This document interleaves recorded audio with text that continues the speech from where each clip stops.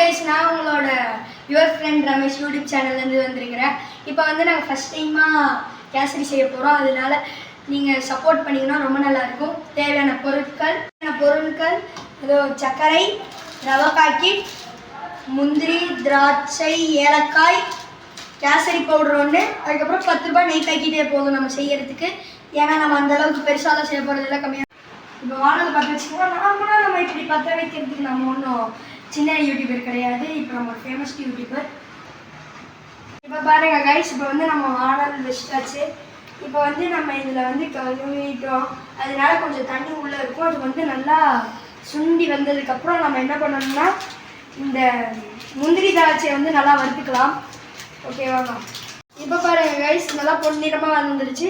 இப்போ வந்து நம்ம இந்த பவுலில் வந்து ட்ரான்ஸ்ஃபர் பண்ண போகிறோம். இப்போ வந்து நம்ம முந்திரி திராட்சை வறுத்து எடுத்தாச்சு. இப்போ வந்து நம்ம கேசரி செய்ய ஆரம்பிக்கலாம். கேசரி பவுடர் இப்போ கொஞ்சம் போடுறோங்க.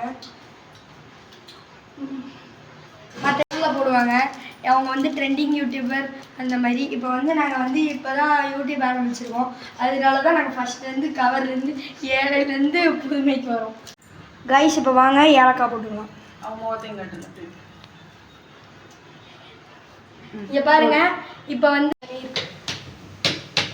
வாங்க கைஸ், இப்போ வந்து கொதிக்குது. நம்ம அப்படியே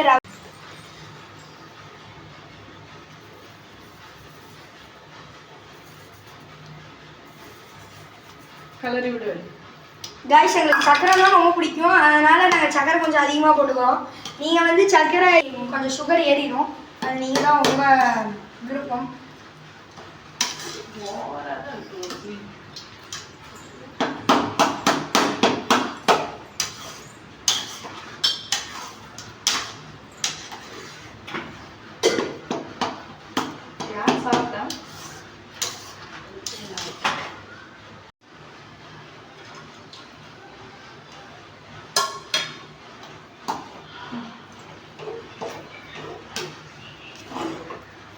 நல்லா சுவையான கேசரி தயார். நெய் ஊற்றுறதுக்கப்புறம் ஒரு ஸ்மெல்லு மாறிடுச்சு.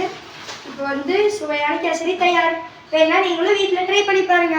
இப்போது நீங்கள் எங்களோட யூடியூப் சேனல் யுவர் ஃப்ரெண்ட் ரமேஷை சப்ஸ்கிரைப் லைக் பண்ணிங்கன்னா நாங்கள் வந்து திருப்பி யூடியூப் சேனலை வந்து கலக்குவோம்.